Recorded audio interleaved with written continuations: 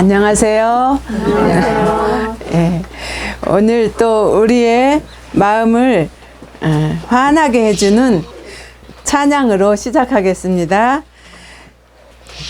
우리의 배에 소망을 싣고 이둔 세상 노져가요. 우리의 배 사랑을 싣고 이 어두운 세상 노져가요.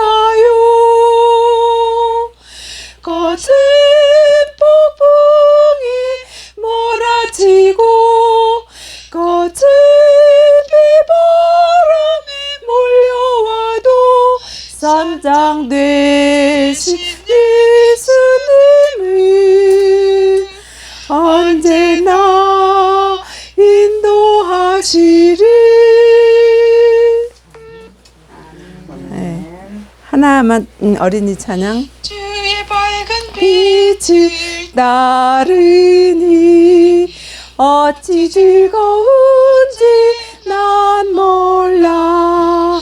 보며도 밝게 비고 밝은 빛이 비추니 발자취를 따라가자. 함께 나가자. 발자취를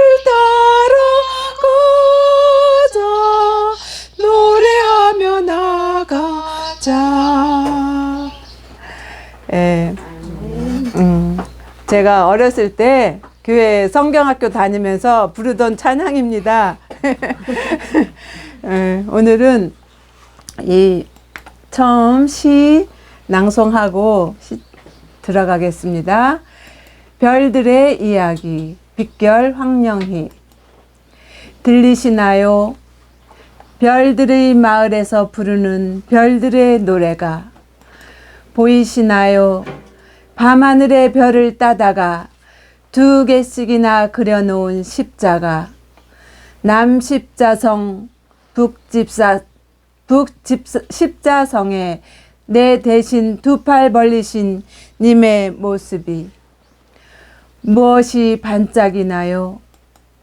1년에 한 번씩 태양이 지나가는 황도 따라 12궁성 별자리마다 놀라운 구속의 이야기가 반짝반짝.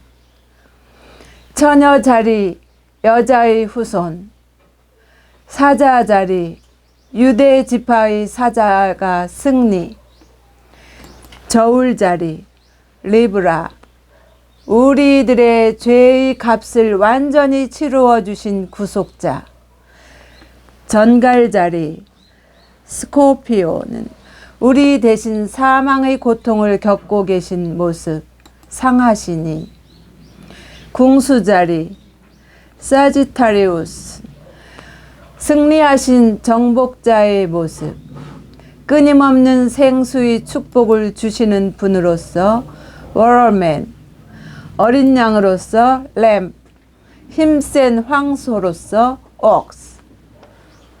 하늘 어느 곳에서나 주 예수 그리스도께서는 찬란한 빛으로 빛나고 계시도다. 마귀는 용자리, 뱀자리, 바다뱀자리, 이리자리, 이리자리에서는 적으로, 고래자리에서는 바다 괴물로 언제나 인간의 구속을 파괴하기 위해 별자리에서까지 예수님을 따라다니는 적. 빗결 황령희. 생명은 선물이다. 생명은 나의 것이 아니다. 내가 원해서 태어난 사람은 아무도 없고 내가 언제 죽을지도 모른다. 오래 살고 싶어도 내 원대로 오래 살지 못하는 것을 보면 확실히 내 생명이 내 것이 아니다. 그저 주신 생명에 감사하며 살아갈 뿐이다. 그래서 모든 생명 있는 것은 숭고하고 아름답다. 생명을 주신 자의 무한한 능력이 숨겨져 있기 때문이다. 길가에 핀 작은 야생화로부터 500년 이상 사는 거대한 은행나무까지 우리 힘으로는 한 포기도 살릴 수 없는 생명의 위대한 맥박이 고동친다. 미생물인 박테리아로부터 거대한 코끼리나 낙타, 기린에 이르기까지 모든 동물을 누가 먹여 살리고 키우시는가? 누가 지혜를 주셔서 보호하시며 기르시는가? 사람의 다양한 역할을 하는 두뇌와 5만 가지 감정의 신비. 올림픽 때 보면 피겨 스케이팅, 수영, 골프, 노력만 하면 한계를 뛰어넘는 무한한 가능성을 갖고 태어났다. 어디 올림픽 종목뿐인가? 말타기, 피아니스트, 플루티스트, 바이올리니스트, 성악가, 바둑, 운전, 비행, 선박 제작, 반도체 기술, 모든 방면에서 무한한 가능성을 갖고 태어났다. 사람의 생명이 짧아서 한두 가지밖에 노력하여 성공할 시간이 없어서 그렇지, 하늘나라에 가서 영원한 시간이 제공된다면 우리는 하나씩 한 50년씩 노력해서 놀라운 경지에 도달하는 기쁨을 누리며 만능의 진짜 멋있는 사람이 될 것이다. 아멘. 나는 하늘에 가서 또 새하늘과 새 땅이 된 이 지구에 내려와 영원히 살며 하고 싶은 것이 참 많다. 우선 훌륭한 피아노 연주자가 되고 싶다. 조성진처럼요. 또 은빛 피리 플룻 연주자, 클래식 기타리스트, 바이올린, 첼로 등의 악기를 배워서 다 잘하고 싶고, 시와 수필 등의 글을 잘 써서 책을 내고 감동을 주는 시인이 되고 싶고, 하늘에 가서 전도사가 되어 우주 거민들에게 내가 평생 살며 죄와 싸울 때 도우신 주님의 사랑을 감명 깊게 이야기해 주고 싶다. 넓고 넓은 우주의 천체를 관찰하고 연구하는 천문학자도 되고 싶다. 또 말 잘하여 억울한 자를 도와주는 변호사도 되고 싶고, 아픈 곳도 치료해주는 의사도 되고 싶지만 하늘에서는 변호사도 의사도 필요 없을 것이다. 돈 때문에 존귀한 생명을 가진 사람을 미워하고 죽이는 모습을 보며 어서 속히 돈 없는 세상에서 살고 싶다. 거꾸로 된 세상이라 생명보다 귀히 여김을 받는 돈인가? 돈보다 귀한 생명, 명예, 권력보다 숭고한 생명. 언제나 지금 내 곁의 한 사람 한 사람을 사랑하자. 그럴 때 우리는 살아있다는 것, 생명 있다는 것 하나만으로도 항상 기뻐하고 감사할 수 있다. 여기서 돈보다 귀한 생명이라는 말이죠. 어제 처음으로 그 사람들이, 전 세계 사람들이 요새 우리나라 드라마 뭐를 그렇게 다 본다고 그러죠? 오징어 게임이죠. 그렇게 막 전 세계에서 열광한다고 그래서 저 어제 처음으로 저녁에 동생 집 가서, 우리 집에 텔레비가 없어갖고 동생 집 가서 처음 봤어요. 그랬더니 막 무섭더라고요. 그래서 돈보다 귀한 생명이라는 거. 명예, 권력보다 숭고한 생명. 언제나 지금 내 곁에 한 사람 한 사람을 사랑하자. 그럴 때 우리는 살아있다는 것, 생명 있다는 것 하나만으로도 항상 기뻐하고 감사할 수 있다. 땅 위의 생물보다 지구의 70%를 차지하는 바닷속 생물이 가장 많은 것 같다. 또한 공중의 무수한 종류의 새들이 창공을 차지하고 산다. 나는 지금까지 19나라 넘는 나라를 여행하며 창조세계 탐구를 다녔고 외국 생활도 10년 정도 하였다. 탐사 여행을 다니며 느낀 것은 생명이 있는 모든 것은 다 여호와를 찬양한다.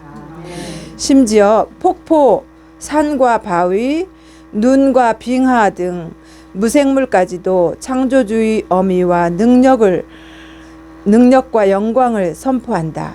하물며 가장 고상한 능력을 부여받은 사람이야말로 얼마나 더 하나님의 영광을 위해 살아야 할까. 하지만 생명을 주신 하나님을 욕되게 하는 사람들이 너무 많다.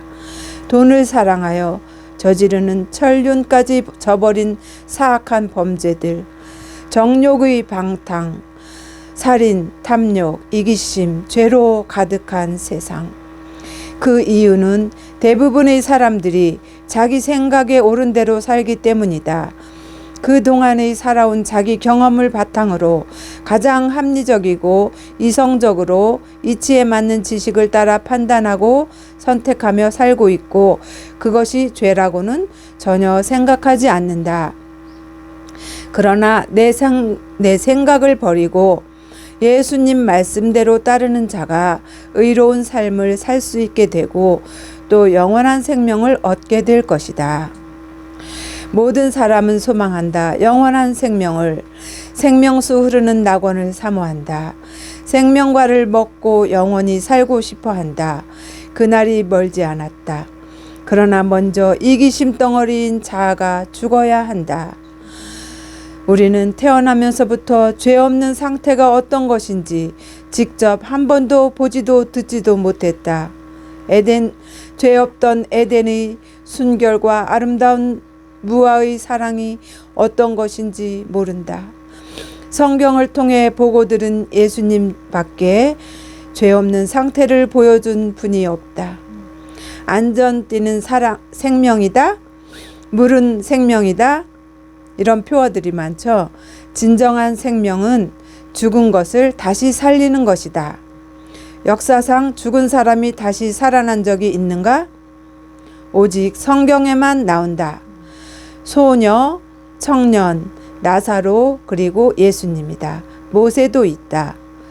또 구약에 조금 더 있어요. 엘리사가 살린 사람 뭐 이런 분들. 5번 다, 그 이상 다 죽은 사람을 하나님께서 말씀으로 다시 살리셨다. 하나님의 말씀이 곧 생명이다. 이 말씀으로 세상을 창조하셨고 흙으로 사람을 빚어 코에 생기를 불어 넣으시니 사람이 살아 움직이게 되었다. 역으로 불안과 번민의 삶에서 벗어나려면 자기를 사랑하는 자아가 흙처럼 완전히 죽음으로 참 안식과 생명을 얻을 수 있다. 안식일은 창조 때처럼 성령의 생기를 다시 불어넣어 주시는 날이다. 그 하나님의 생명을 마음껏 들이마시자. 말씀 속에서 생기를 흠뻑 마시자. 아멘. 제가 오늘 또 놀라운 하나님의 역사를 경험한 것을 간증을 하겠습니다. 저희가 한국에서 외국으로 가면서 엄청 어려운 점이 있었어요. 하나밖에 없는 아들을 처음으로 떼어놓고 가야 되는 상황이 있었어요. 왜냐면은 제가 어려서부터 아기 뱃속에 있을 때부터 우리 아들을 하나님 사업에 크게 쓰임받게 해주세요. 꼭 신학과를 가게 해주세요. 이렇게 계속 기도로 키웠거든요. 그래서 이제 딱 신학과를 가게 된 그 해에 외국을 가게 됐는데요. 이제 떼어놓고 가야 되는데 그 하나밖에 없는 아들을 사랑하는 마음이 크잖아요. 그러니까 갈등이 막 심한 거예요. 떼어놓고 갈 것인가 말 것인가 막 갈등을 하는데 하나님께서 꿈을 하나 보여주셨어요. 어마어마하게 넓은 포도밭에 포도 잎사귀와 넝쿨들이 가득 끝이 안 보이는 그 포도밭에 빨갛게 익은 포도가 얼마큼 빨갛게 익었는지 방울토마토처럼 빨갛게 익은 그런 포도송이가 주렁주렁 가득 달린 넓은 포도밭을 보여주시는 거예요. 그러면서 내가 가서 하나님 뜻대로 일을 하면은 많은 수확을 할 수 있는 그런 영혼의 밭을 보여주시는 거예요. 그래서 결심을 하고 또 아들한테도 물어봤어요. 우리가 가면은 정말 감옥에도 갈 수 있고 죽을 수도 있는데 어떻게 할까? 너가 가지 말라면 안 갈 수도 있어. 그랬어요. 그랬더니 한참 이렇게 고개 숙이고 고민을 하더니 그래도 가야지요. 그러더라고요. 고3 때. 그래가지고 가기로 결심을 하고 이제 갔어요. 아들을 정말 하나밖에 없는 아들을 아브라함이 이삭을 하나님께 바치는 그런 심정으로 놓고 갔어요. 그랬는데 하나님께서 이 아들을 얼마나 눈동자처럼 보살펴 주셨는지 기가 막혀요. 그래서 저는 이제 군대 갈 때도 같이 못 갔어요. 이제 우리는 2월 말에 이제 눈이 하얗게 쌓인 그곳으로 갔고, 이제 1년 후에, 아니, 혼자 대학을 다니다가 너무 힘든 일이 있어갖고, 얘가 이제 한 학기 1년을 휴학을 하고 중국으로 왔어요. 그래서 제가 이 아이를 말씀으로 지금 붙잡지 않으면 큰일 나겠다 싶어가지고, 아침 먹기 전에 2시간, 우리 세 식구가 큰 테레비, 이런 테레비가 있더라고요. 그 집에. 거기다가 말씀을 글씨로 올리면서, 계속 글씨로 올리면서 성경 통독 한번 하고 대쟁투 총서 예언의 10권을 이렇게 띄웠어요. 글씨로 띄우면서 계속 낭독을 했어요. 낭독을 하고, 아침에 밥 먹기 전에 2시간, 점심 밥 먹기 전인가 먹고 나선가 2시간, 그 다음에 저녁 먹고 나서 또 2시간, 이렇게 하루에 6시간을 딱 붙잡고 말씀으로 성경 통독하고 대쟁투 총서 10권을 부주와 선지자, 선지자 왕, 시대의 소망, 사도행적, 실물교훈, 그 다음에 각 시대의 대쟁투를 통독을 싹 했어요. 같이. 그러니까 얘가 말씀으로 다 무장이 되는 것 같더라고요. 그 다음에 이제 하나님께서 군대를 가게 하셨어요. 그래서 군대를 갔는데 입대하는 날 다른 부모님들은 막 태워다 주고 막 같이 가고 막 이랬는데 저희는 가보지도 못했어요. 혼자 이렇게 뭐 기차를 타고 버스를 타고 갔다고 그래요. 그러는데 가서 이제 안식일을 지켜야 되잖아요. 그래서 안식일을 지키겠다고 말씀을 드리고 했는데 하나님께서 어디로 훈련소를 배치를 해주는데, 논산 훈련소에서 훈련소 배치를 해주는데 재림교회 연대장 밑으로 딱 배치를 해주신 거예요.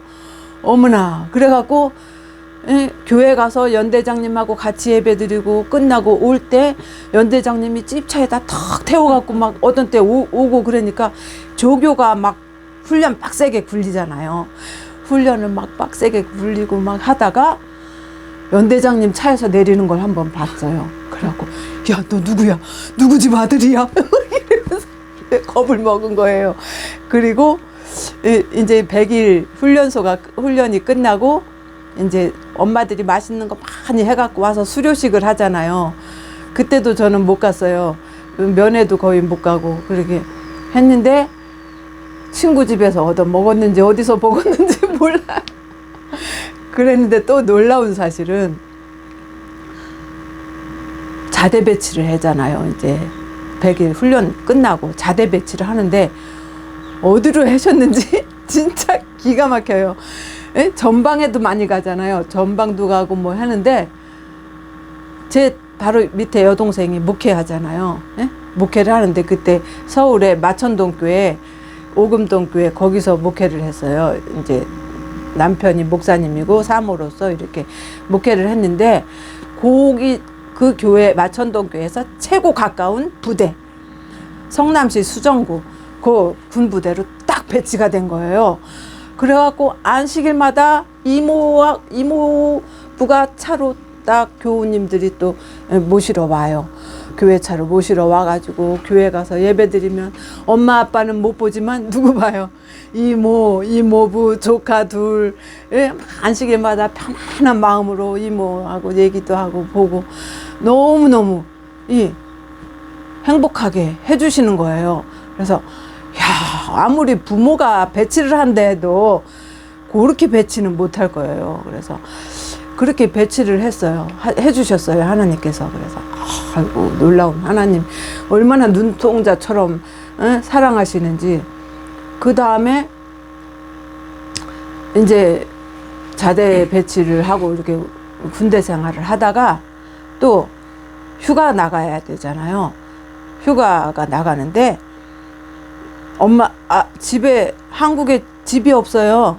엄마 아빠도 없어요. 집도 없어요. 그러니까 중국으로 보내주세요 하고 얘기를 해라 그래서 이제 얘기를 했어요. 그랬더니 상사가 중대장님이지 누군지 절대 안 된다, 안 된다 딱 거절하셨대요. 그래갖고 큰일 났다. 네, 아들 하나 있는데 3년 동안 한 번도 얼굴도 못, 아니 2년인가? 한 번도 얼굴도 못 보겠다 하고서는 막 너무 철렁한 거예요. 그리고 기도를 했어요. 그러면서 제가 하나님께서 떠오르게 하신 아이디어가 주셨는데, 국방부 장관 김관진 국방부 장관님한테 제가 편지를 썼어요. 구구절절히 사정을 다 얘기하면서 제발 휴가 좀 여기로 보내달라고 이렇게 썼어요. 그랬더니 하나님의 놀라운 감동하심과 역사하심으로 보내주시는 거예요. 그것도 대한항공 비행기 티켓 다 끊어가지고 보내주셨어요. 그리고 한 번이 아니라 정기 휴가 몇 번이에요? 아들 안 키워보셨어요? 6개월 만에 한 번씩 오나? 아니, 군대 생활 동안에 정기 휴가 몇 번이에요? 몰라. 그걸 다 기억 어떻게 해? 3번이래요. 그래서 3번을 그렇게 비행기 다 태워서 보내주시더라고요. 그래서 우리 힘으로 할 수 없는 것을 하나님께서 하시고, 하나님께 모든 것을 내가 가장 사랑하는 것까지 바쳤을 때 하나님께서 어떻게 도와주시고 인도해 주시는지 경험했습니다.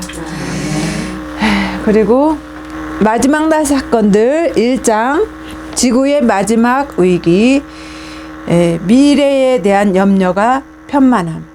오늘날 기후 위기가 오고 변화가 왔죠. 기후 변화. 그래서 더 미래에 대한 염려가 현대는 많은 것 같아요, 사람들이. 그리고 바다와 육지의 재난, 사회의 불안, 전쟁에 대한 경보, 또 요새 데모들도 많이 하고 있더라고요. 세계는 지금 보니까. 또 시련의 때가 임박함. 마지막이 가까울수록 더욱더 증가될 환란의 때에 매우 가까이 다가오고 있다. 지금은 낭비할 시간이 없다. 세상은 전쟁의 정신에 휩싸여 있다. 다니엘서 11장의 예언들은 거의 다 성취되고 있다. 11장이 거의 다 성취되고 있다고 그랬습니다.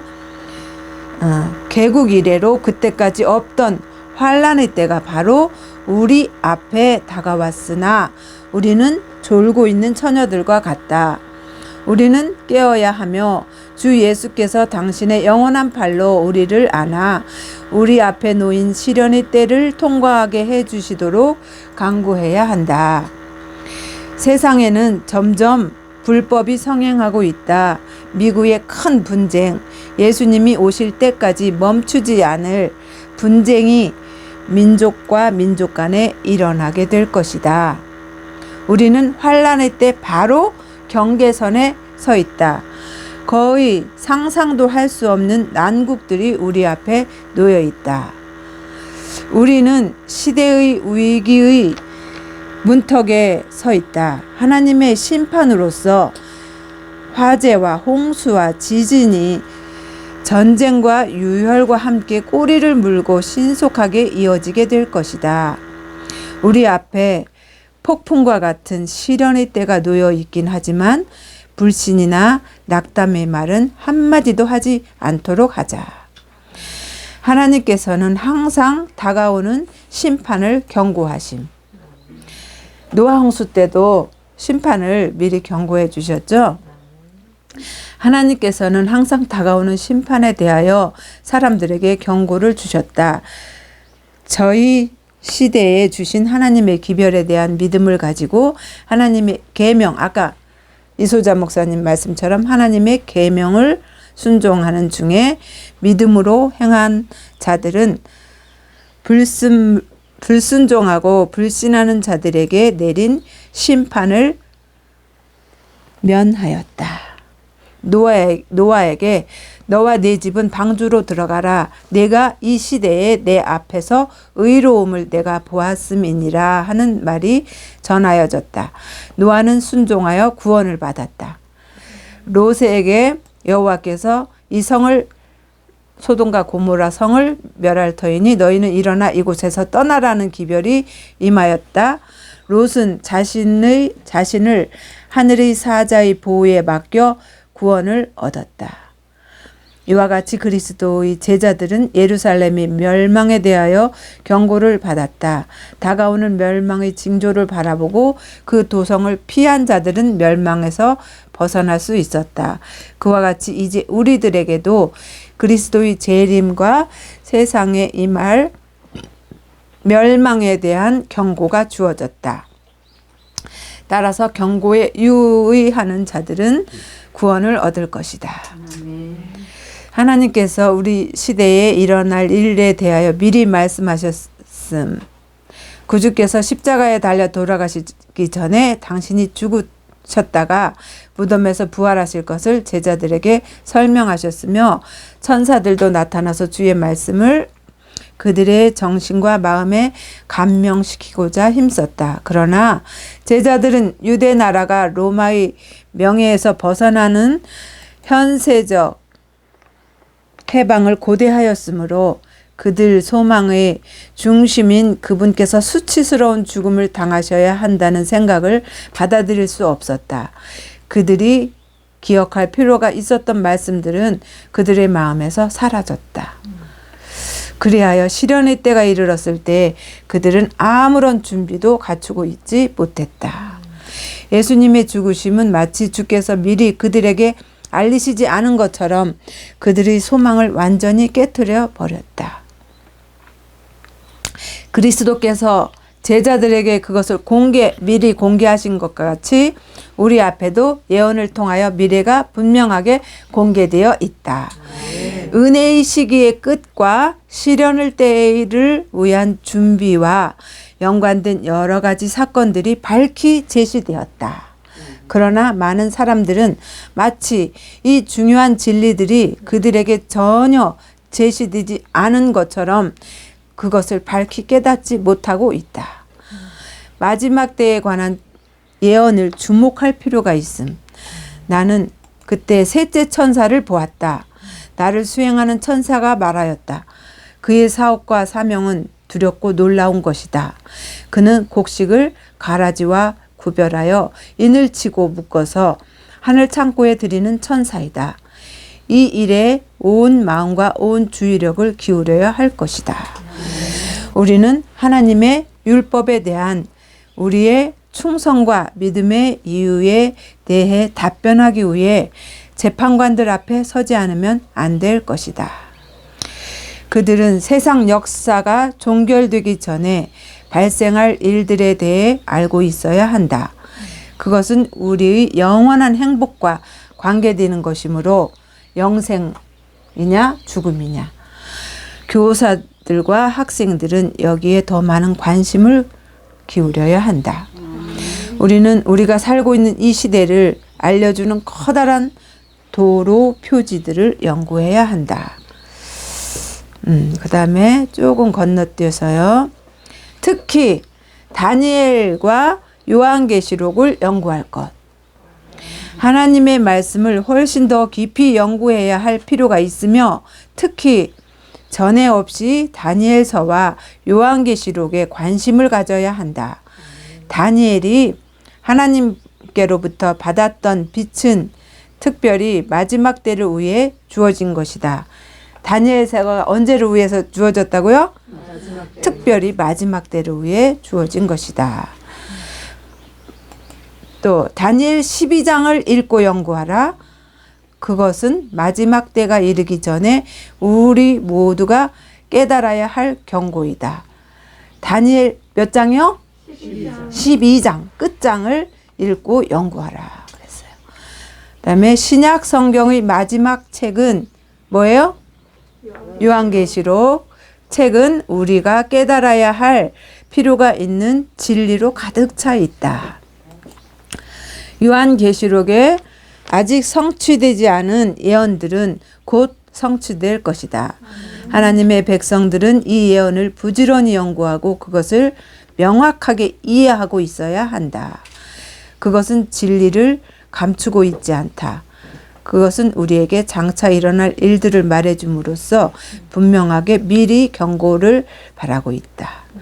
요한계시록의 그 순서를 따라 주어진 엄숙한 기별들은 하나님의 백성들의 마음의 첫 번째 자리를 차지해야 한다. 이 주제는 백성들에게 제시되어야 함. 파수꾼이나 평신도들은 다 같이 분명한 나팔 소리를 내야 할 의무가 있다. 파수꾼들은 목소리를 높여 이 시대를 위한 현대 진리 기별을 전파하도록 하자. 과거의 성경 이야기가 아니라 현대에 적용시키는 그런 기별을 전파하라고 했습니다. 예언적 역사에서 우리가 어디에 처해 있는지 백성들에게 보여주자. 지상 역사의 종교를 위해 하나님이 지정하신 한 날이 있다. 이 천국 복음이 모든 민족에게 증거되기 위하여 온 세상에 전파되리니 그제야 끝이 오리라. 예언은 신속히 성취되고 있다. 이처럼 중요한 주제들을 더욱 더 많이 전파하여야 한다.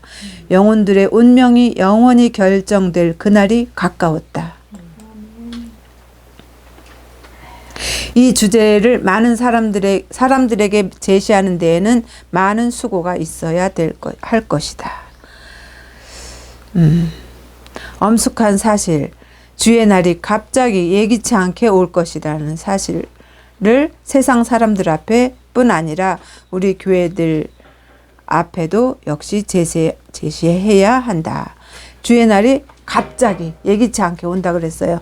일요일 휴업령도 갑자기 그냥 뉴스에서 발표하면 내리는 거예요. 그죠? 네, 매매금치도 우리가 결정하거나 우리가 개입할 여부가 없이 세계 정사와 주관자들이, 세상 주관자들이, 리더들이 다 결정해갖고 발표하면 갑자기 오는 거예요. 네. 다른 관점에서 미래의 사건들을 이해하고 있어야 함.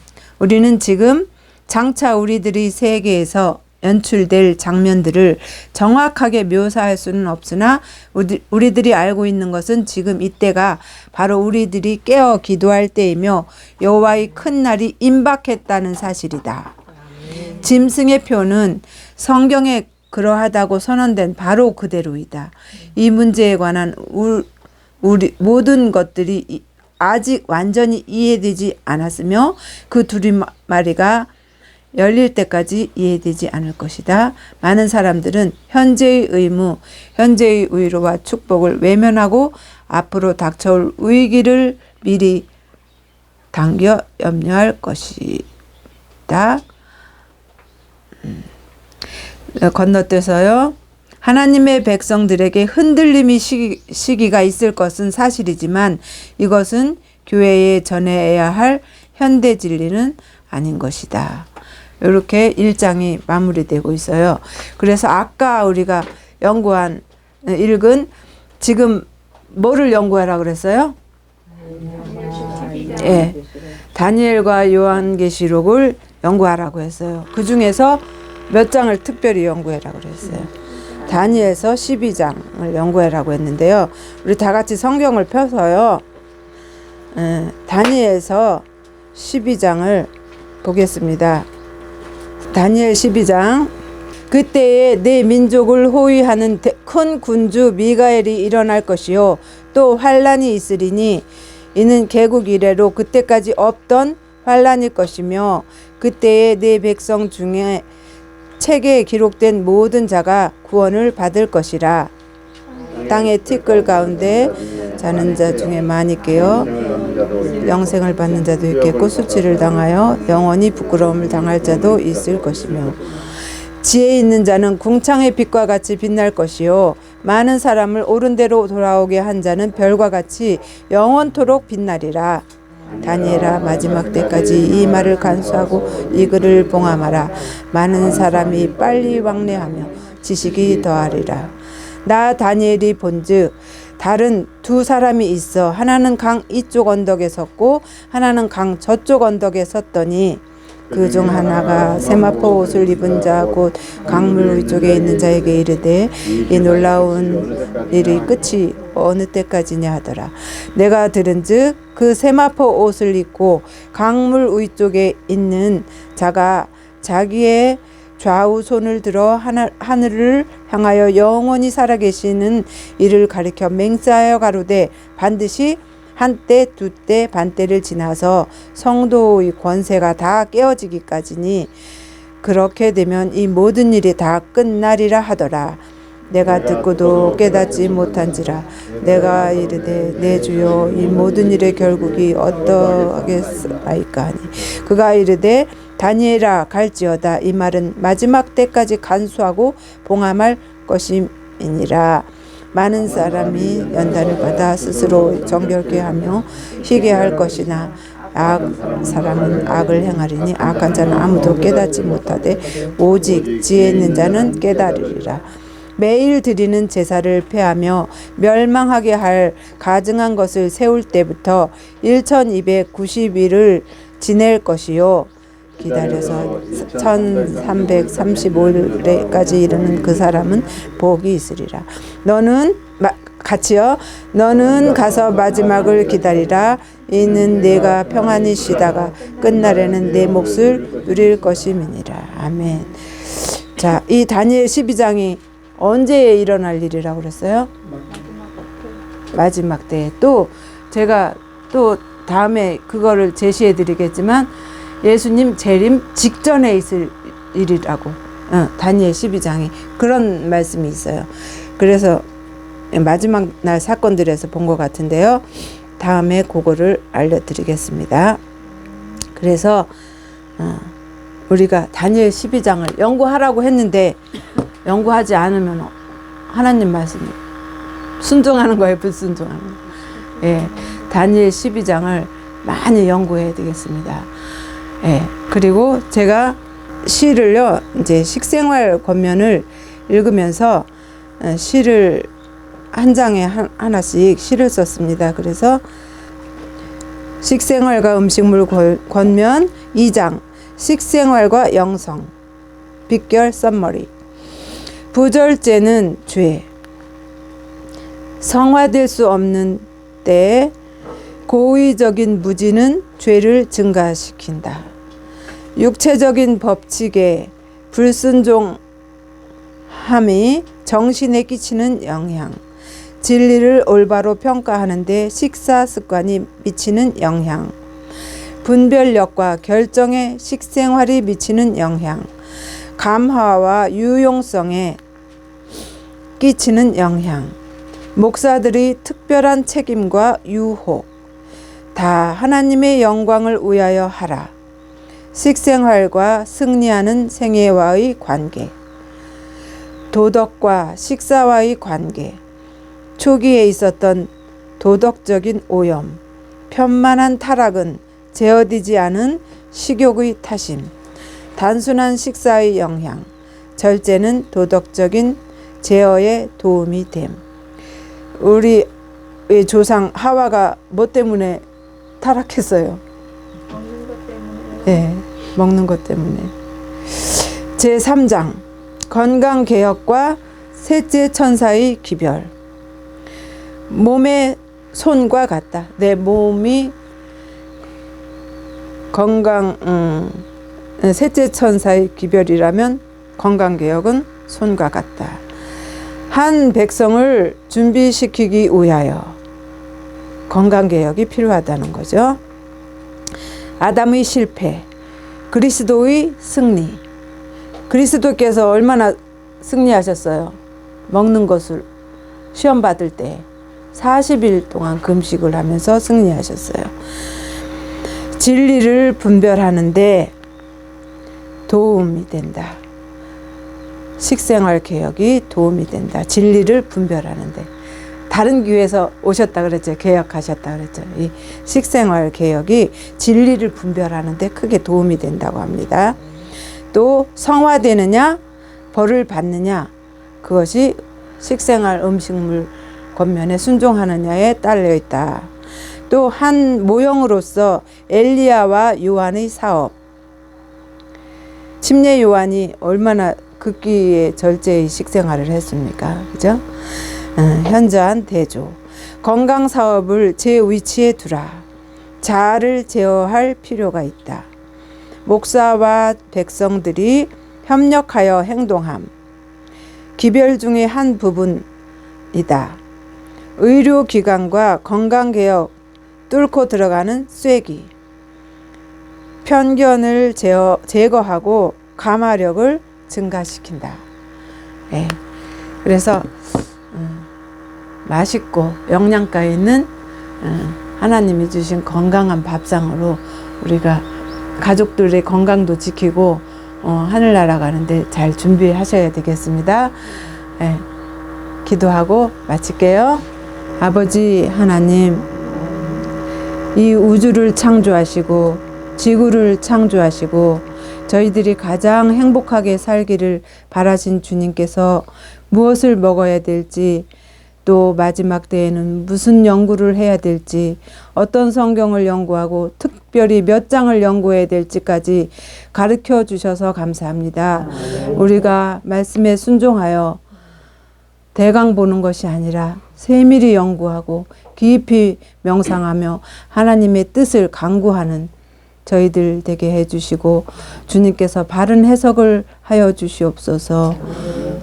모든 것을 주관하시는 예수님의 이름으로 간절히 기도드립니다. 아멘.